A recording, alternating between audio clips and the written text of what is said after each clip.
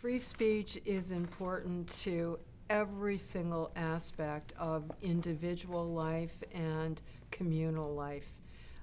In order to be able to understand yourself, to engage in self-exploration, to define your sense of identity, to discover what values are important to you, and to pursue those values, you can't do it without freedom of speech and freedom of thought, which are integrally interrelated.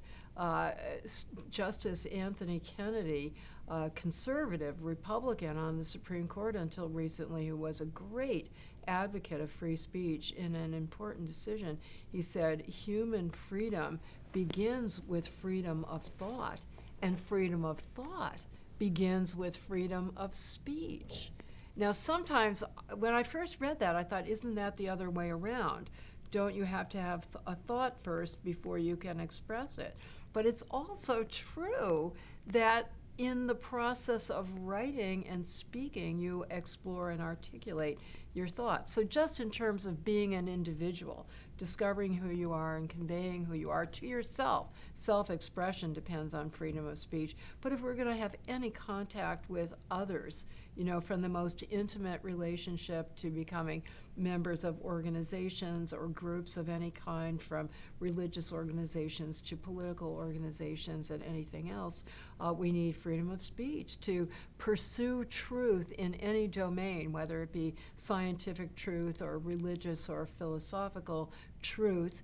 We need to have freedom of speech to express ourselves and to exchange ideas and information with others. And certainly for a democratic republic, as we have, it could not survive without the ability of we the people, to quote the opening words of the Constitution, to wield our sovereign power. We need to be able to have the most vigorous freedom to express our ideas, to exchange ideas with those who seek to represent us, to hold them accountable to us, to debate and criticize and dissent from their policies.